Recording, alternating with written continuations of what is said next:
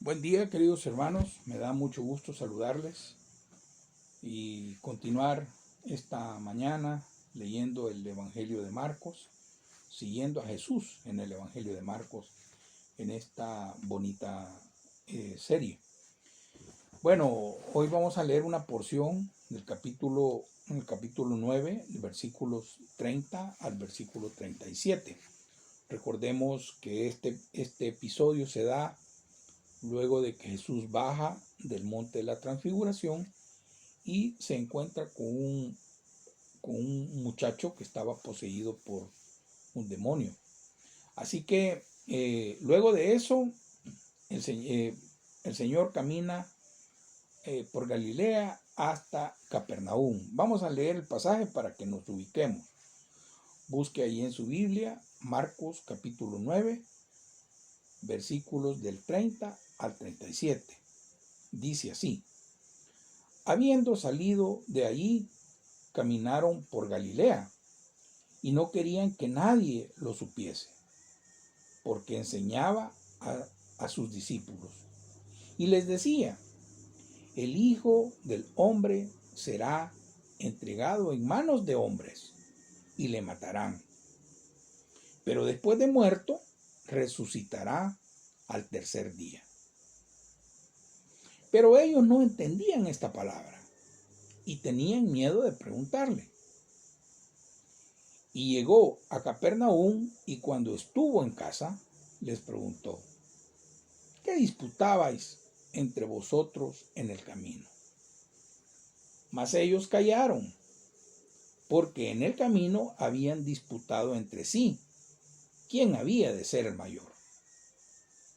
Entonces él se sentó y llamó a los 12, y les dijo: si alguno quiere ser el primero, será el postrero de todos y el servidor de todos. Y tomó a un niño y lo puso en medio de ellos, y tomándole en sus brazos, les dijo: el que reciba en mi nombre a un niño como este, me recibe a mí. Y el que a mí me recibe, no me recibe a mí, sino al que me envió. Bueno, vemos que el Señor se encontraba en el camino hacia Jerusalén, en donde iba a ser crucificado. Después de la confesión de Pedro y el primer anuncio de su muerte, el momento para llevar a cabo la obra de salvación a favor del mundo había llegado. Y el evangelista Lucas lo escribe de esta manera, usa una frase bien interesante. Dice así: cuando se cumplió el tiempo en el que él había de ser recibido arriba, afirmó su rostro para ir a Jerusalén. Lucas capítulo 9, versículo 51. Por lo que todos los incidentes que el evangelista selecciona de aquí en adelante, en el camino hacia Jerusalén, tienen como tema dominante la cruz.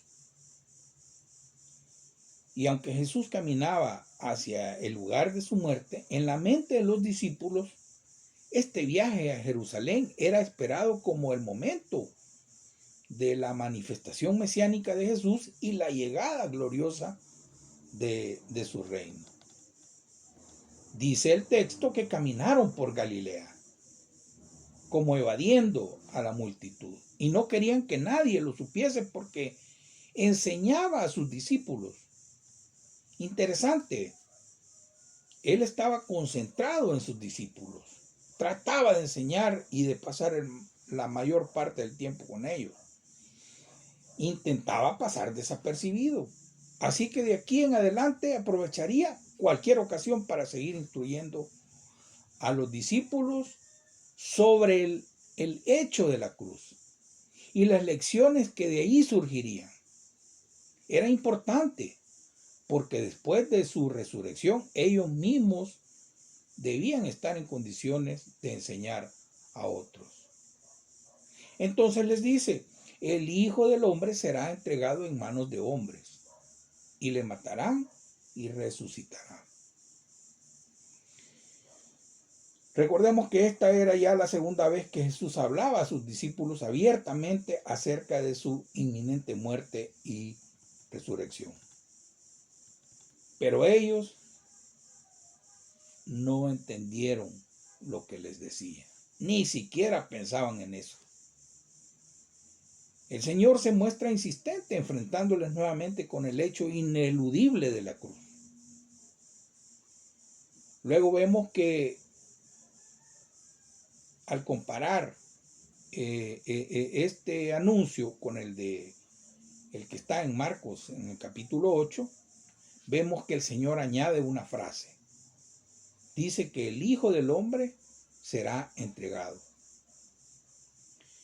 Y bueno, nosotros conocemos la historia, pero en este momento surge una palabra, surge una pregunta. ¿Quién entregaría a Cristo? En primer lugar, se estaría refiriendo a Judas Iscariote, el que le entregó. El evangelista Mateo lo detalla en el capítulo 26, versículos 14 al 16. Y esto fue lo que ocurre a nivel humano.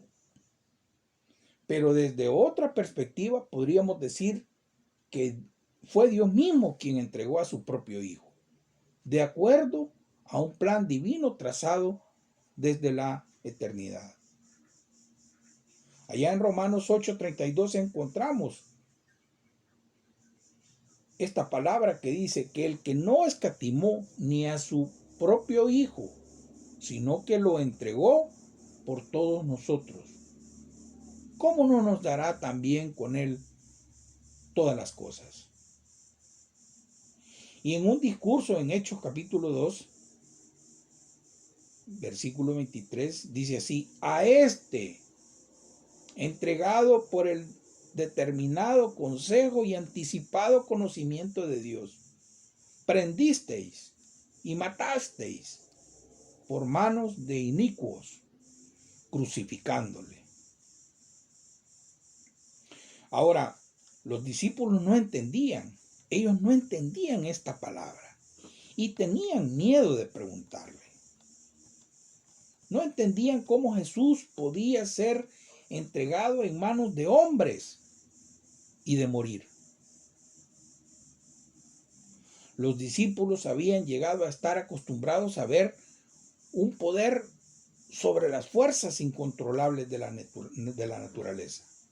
Jesús actuando sobre la naturaleza. Jesús actuando sobre enfermedades. Jesús actuando incluso sobre la misma muerte. ¿Cómo podrían unos hombres débiles llevarlo a la muerte cuando ni una legión de demonios había podido hacerle frente? Para los discípulos, aquello de ser entregado en manos de hombres implicaba debilidad e impotencia.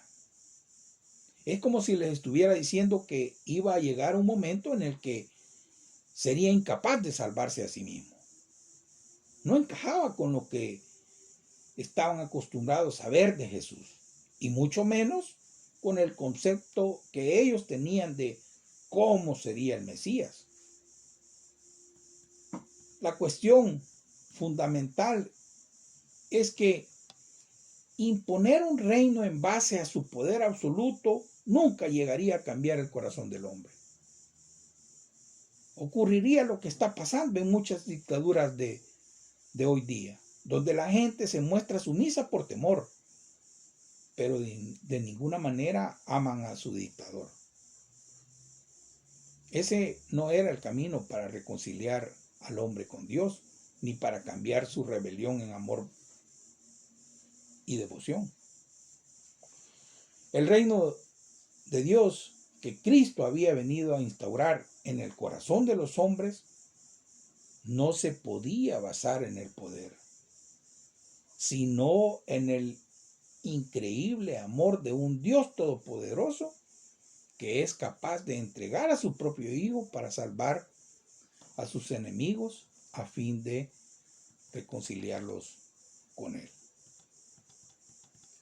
El evangelista nos dice también que tenían miedo de preguntarle. Seguramente es porque lo que pretendían no les gustaba.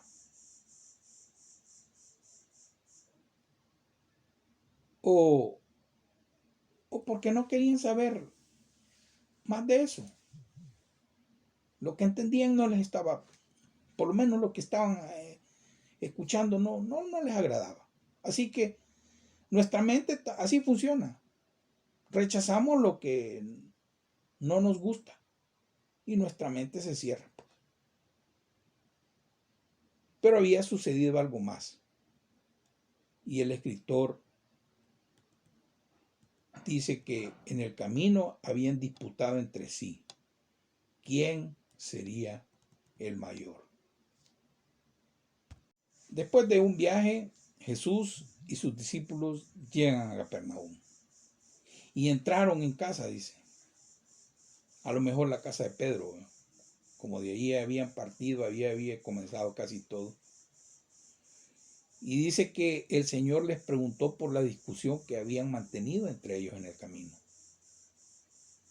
Y ante la pregunta de Jesús, los discípulos sintieron vergüenza y guardaron silencio. La razón para ese comportamiento era doble. Por un lado, habían venido discutiendo en el camino lo que no era propio de un discípulo de Jesús. Y ellos lo sabían. El otro tema es que la discusión trataba acerca de cuál de ellos iba a ser el mayor junto a Jesús. Mire, estos estaban en otra cosa, definitivamente. Esto ponía en evidencia que no habían escuchado lo que Jesús les había explicado acerca de la cruz. Estaban en otra cosa. Y vea, nosotros podemos discutir por cosas que nos parecen totalmente legítimas y honradas, pero no las llevamos al Señor en oración. Tal vez porque empezamos a verlas como egoístas y la misma vergüenza nos obliga a callar. Y este puede ser un principio que nos pueda ayudar a discernir la dirección del Señor para nuestras vidas. Puedo presentar en oración al Señor con confianza en lo que estoy pensando, aunque parezcan mezquinas y egoístas mis ideas. En cualquier caso, causa una profunda tristeza ver cómo el Señor Jesús iba hacia la cruz mientras que sus discípulos discutían cuál de ellos era el más importante. Mire, qué rápido habían olvidado el solemne anuncio de Jesús cuando les había hablado acerca de su muerte. Si es que lo recordaban. Así que el Señor se sienta con ellos. Miren, vengan pues, les voy a explicar. Sentémonos. Vean. Y les enseñaba cuál debía de ser la aptitud a adoptar hacia el poder y la autoridad cuando emprenderían la misión de anunciar el reino de Dios en el mundo. Y les dice así: si alguno quiere ser el primero, será el postrero de todos. Y añade, y el servidor de todos. Queridos hermanos, el asunto era serio, muy serio. No debemos olvidar que los valores del reino son completamente opuestos a los de este mundo. Es necesario que si queremos seguir a Jesús, primero rompamos con moldes y esquemas de este mundo. Porque la grandeza en el reino de Cristo no consiste en gobernar y recibir honores, sino en servir. No en buscar los primeros puestos, sino en ser los últimos. No en estar preocupados por el puesto que yo ocupo, sino en buscar que el otro ocupe el mejor puesto. No en buscar mi propio provecho, sino el de los demás. Queridos hermanos, estas palabras del Señor nos enseñan que en lugar del afán de del protagonismo y la preeminencia, el cristianismo se debe distinguir por su deseo de servir a los demás.